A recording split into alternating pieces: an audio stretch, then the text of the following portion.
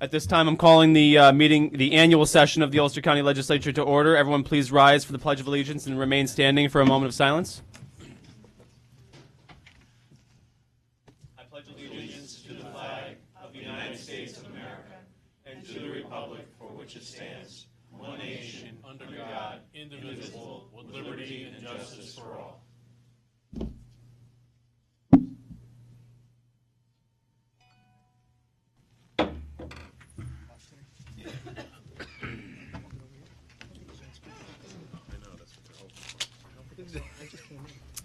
Announcements. Fire evacuation plan. Please note that in the event of an emergency, the fire department has requested that legislators and all others... Hugh. Shh. Thank you. And all others move at least 1 block away from the county office building in order not to impede the firefighters in their duties. Cell phones. Please silence cell phones for the duration of the session. Microphones. Please be reminded to use your microphone when speaking so that you are recorded for the official record. Roll call. Allen. Here. Bartels. Here. Belfilio. Here. Berkey. Here. Briggs. DeLon. Here. Donaldson. Here. Fabiano. Here. Gerantine. Yes. Green. Here. Hepner. Here. Lapp. Here. Litz. Here. Lopez. Lauren. Mayo. Maloney. Here. Parity John. Yep. Parity Richard. Here. Roberts. Here. Rodriguez. Present. Ronk. Here. And Waro. Here. 22 present and 1 absent. Fantastic. Before we start the meeting, I just want to, take a minute to commend all of our staff members and especially our newest team member, Mary Bikert, on our new appointment management software, our new section of our website that handles all of our board and commission appointments. Our constituents can now go on there. I don't know if everybody saw it or not. Our constituents can now go on and apply to boards and commissions online. It also notifies our staff 6 months before a appointment becomes vacant in order for us to be able to adequately make sure that everything is copacetic and somebody's getting appointed. We're not leaving these positions vacant for many years. For many years, these appointments were taken care of in a binder and had post-it notes and see this file, and you go to that file and there's nothing in it. And there was a lot of work that went into it. Jay and Fawn, but especially Mary, on it. So I just want to commend you and thank you for all your hard work on it. It's going to be a great thing for all of our. We have quite a few birthdays this month. Legislator Herbert Litz on December 6th. Legislator Kevin Roberts on December 8th. Legislator David Donaldson on December 11th. Legislator James DeLon on December 26th. A Christmas present for all of us, I imagine, right? Legislator John Parity on December 30th. And Legislator Hector Rodriguez on December 30th. Birthday buddies. Whatever holidays you celebrate this month and throughout the year, the overriding theme is peace on earth and goodwill toward all. So tonight's theme for our meeting is human rights awareness.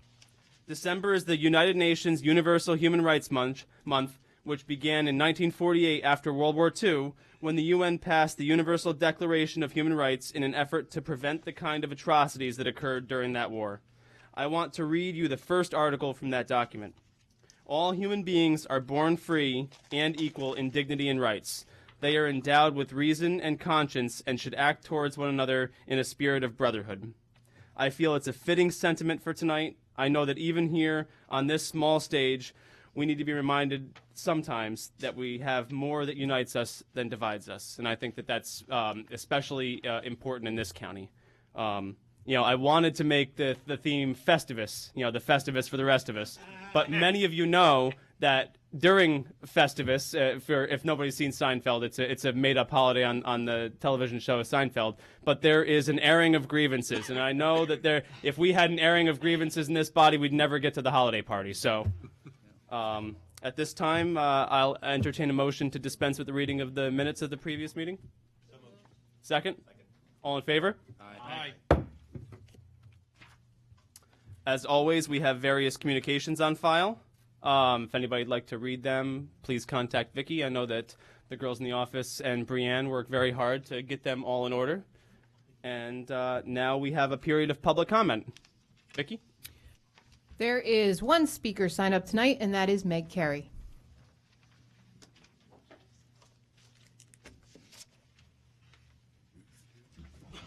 Let's see, is this on? Yes, it is on. It's on. Okay. I'm here again today because I continue to have a critical question about rail banking. In the last 4 years, I've seen no evidence that the 38-mile U&D corridor is even eligible for federal rail banking. Has the county applied for rail banking? If so, what's the information? If not, why not? There was a closed-door session for the legislature about rail banking, but no information for the public. The Stone consultant wrote in his report that the special history of this corridor makes eligibility for rail banking, quote, anything but predictable and conclusive, end quote.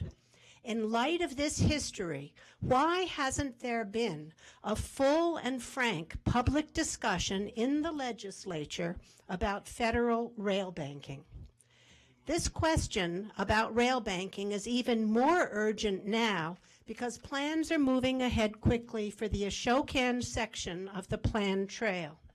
It's my understanding that only federal rail banking would preserve the railroad easement throughout the rest of the corridor and thus prevent land from reverting to property owners if tracks are removed.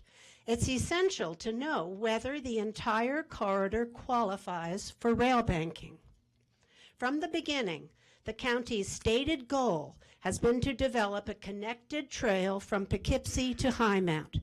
If a side deal is reached with the DEP without knowing if rail banking is possible for the entire corridor, then the connected trail plan could be at risk. Without federal rail banking in place, I believe it's likely that the more than 30 private property owners along the corridor may sue to regain control of their land once any tracks are removed and the public are removed.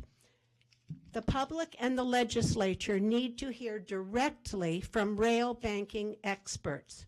It would be miserable for this county to end up with the heart of the railroad ripped out and, at the same time, no possibility of a connected trail from Poughkeepsie to High Mount. Thank you.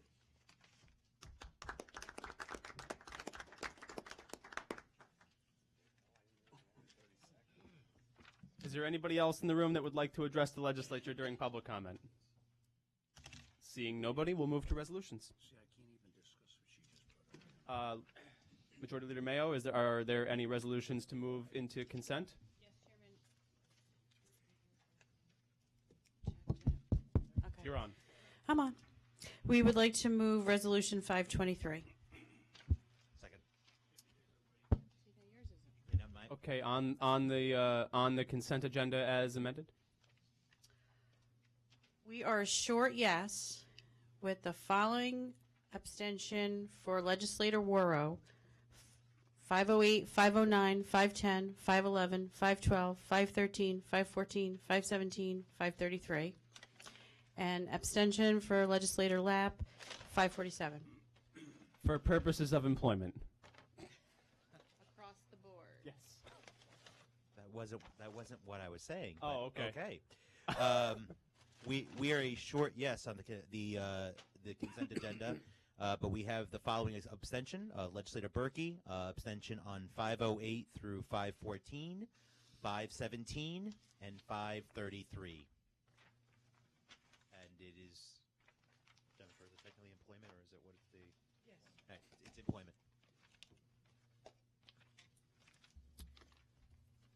The agenda is adopted 22-0 with the exception of resolutions 503 to 514, 517, and 523, which are adopted 20-0 with 2 abstentions, legislators Berkey and Worrow, and resolution 541 is adopted 21-0 with 1 abstention, legislator Lapp. Wait, 508. I heard 503. 508 through 514. Oh, okay. And then it's 547 for legislator left? It sounded like that, but Yeah, I don't know. Maybe. I just want to make sure. 533, not 543. 533. Want me to say it again? No, it's just it's not coming through. You know what? Yes. No. Okay, thank you.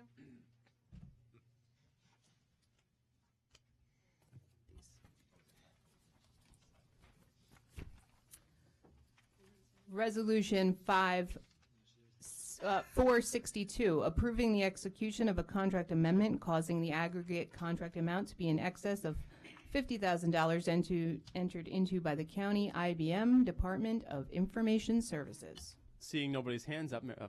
Oh, Legislator Belfilio. Sorry, I almost missed it. Thank you, Legislator. Chairman Ronk, I want you just to look at this resolution right now, and I just want you to read the heading. Approving the execution of a contract amendment causing the aggregate contract amount to be in excess of $50,000. Now, the contract's only for $36,158. Now, I've spoken about these contracts from IBM for our Lotus Notes Domino server for 4 years. And although this legislative body is a policy-making body, we're not operations. So now it comes down to the wire of another contract with IBM for Lotus Notes support. And I understand that in the contract it reads as we start to migrate off of Lotus Notes and onto Office 365, by the way, it's basically Outlook in the cloud. Since I'm policy but I'm not operations, I would never have chosen this email system because I do believe that we're still going to have huge maintenance costs on it. But either way, this is the 7th Amendment to the support for Lotus Notes. I'm sure we've spent over $500,000 on this email system. And it's just email, that's all it is. We're not talking about information like Board of Elections, or we're not talking about information that has to do with motor vehicle. It's email. What we need to do is to cut the cord. Now, I got an email from Assistant Director of Information Services that we're going to be migrating tomorrow to Office 365. I've got the email. It was sent to the legislature. Now, I don't know how many of the legislators actually have .ulster, CONYUS email address, but I have one. And it gives me instructions on how I can access my email after tomorrow. It was the 21st. I guess we're cutting the cord. So why can't we cut the cord on the maintenance costs of this bloated, hugely ineffective email system that we have? I don't expect to get a lot of support for this, but the county taxpayers have to know that the county has dragged its feet on migrating their email system for 4 years. I was told 2 years ago that they were going to get off of Lotus Notes and Domino Server, and it just keeps going and going. And my question is, how many more maintenance contracts and amendments to this contract are we going to get after this? I am going to be a no. Thank you.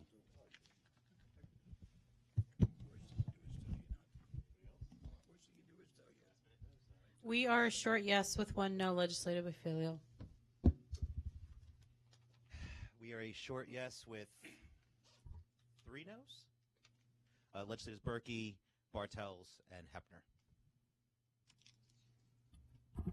The resolution is adopted 18-4.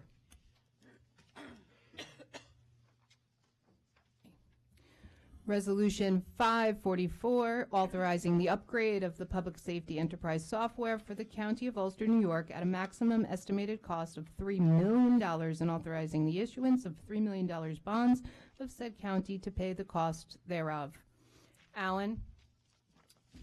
Yes. Bartels. Belfilio. Yes. Berkey. Briggs. DeLon. Yes. Donaldson. Fabiano. Gerantine. Green. Yes. Hepner. Lapp. Litz. Lopez. Mayo. Yes. Maloney. Parity John. Parity Richard. Roberts. Rodriguez. Ronk. Yes. And Worrow. The resolution is adopted 22-0. Resolution 546, authorizing the installation of shoulders along Route 299 in and for the County of Ulster, New York at a maximum estimated cost of $487,000 and authorizing the issuance of $487,000 of bonds of said county to pay the cost thereof.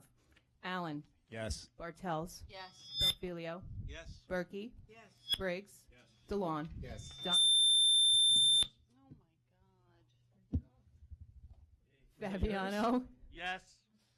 Gerantine. Green. Yes. Hepner. Lapp. Litz. Lopez. Mayo. Maloney.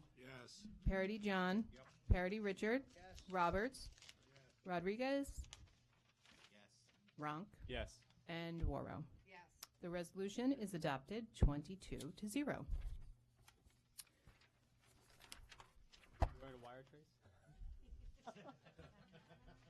Resolution 548, authorizing the reconstruction of the DeWitt Library roof at Ulster College in and for the County of Ulster, New York at a maximum estimated cost of $250,000 and authorizing the issuance of $250,000 serial bonds of said county to pay the cost thereof. Allen. Yes. Bartels. Belfilio. Yes. Berkey. Briggs. DeLon. Yes. Donaldson. Fabiano. Gerantine. Green. Yes. Hepner. Lapp. I abstain due to employment. Litz. Lopez. Mayo. Maloney. Parity John. Parity Richard. Roberts. Rodriguez. Ronk. Yes. And Worrow. The resolution is adopted 21-0 with one abstention.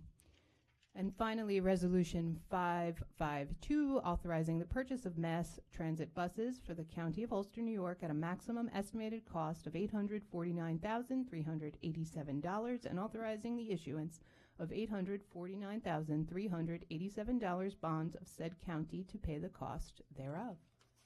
Allen. Yes. Bartels. Belfilio. Yes. Berkey. Briggs. DeLon. Yes. Donaldson. Fabiano. Yes. Gerantine. Green. Yes. Hepner. Lapp. Litz. Yes. Lopez. Mayo. Maloney. Yes. Parity John. Parity Richard. Roberts. Rodriguez. Ronk. Yes. And Worrow. The resolution is adopted 22-0. I just want to say that it's my sincere hope that by our organizational meeting, Santa Claus will have brought us a solution to our microphone problem and our speaker problem. We're in the process of it. We've got a contract out for it. We just, are working on getting it settled in. So, hopefully this will be the last time that we have to deal with that. But if it's not the last time, it'll sincerely be just one more time. Before we close the meeting, I just want to say it's been a profound honor to serve as your chairman for the last year. Working with every one of you has been enjoyable for me. I think that this is one of the best bodies I've served with. I would say that, and there's not a single person on here that I don't feel like I could call up and work well with. So, entering the holiday season, I just wanted to make sure that I thanked every one of you for the privilege of working here and serving the people of Ulster County. With that, at this point, Legislator Berkey, would you please read tonight's memorials? And thank you for the honor of doing this. One of my constituents, Pauline Oliveros, passed away at Thanksgiving. She was a world-renowned composer, so thank you. Ulster Police Chief Anthony E. Cruz, Kingston, New York. Anne Giselle Williams, Kingston, New York. Teresa S. Misazi, Kingston, New York. Susan J. Shermer, Saugerties, New York. Vincent J. Hackett, Saugerties, New York. Thomas J. D'Amico, Kingston, New York. Pauline Oliveros, Kingston, New York. John M. Selinovich, Jr., Saugerties, New York.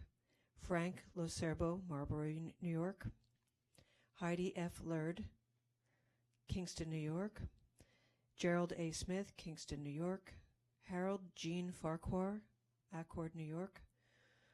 The Honorable Joseph P. Toraka, Jr., Marlborough, New York. Nancy A. Felicella Roberts, Marlborough, New York.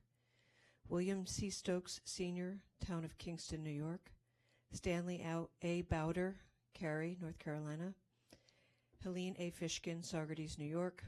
Brenda Striano, Accord, New York. Joseph F. Clausey, Sr., Port Ewan, New York. Robert E. Peterson, Catskill, New York. Thomas F. Smith, Tilson, New York. Francis T. Rodell, Deerfield Beach, Florida. And Dorothy L. Hansen, Wallkill, New York. Legislator Belfiglio. Yeah, I'd like to add Barbara A. Getz of Saugerties. Mrs. Getz actually worked at the Board of Elections. I knew her when I worked at the county back in 1997. She passed away December 11th, 2016. Legislator Litz. Mr. Chairman, I'd like to add Frances Muser of Highland, New York, who passed away this week. She was my aunt. Sorry to hear that. Legislator Bartels. I'd like to add Elizabeth Hunter of Gardner, New York.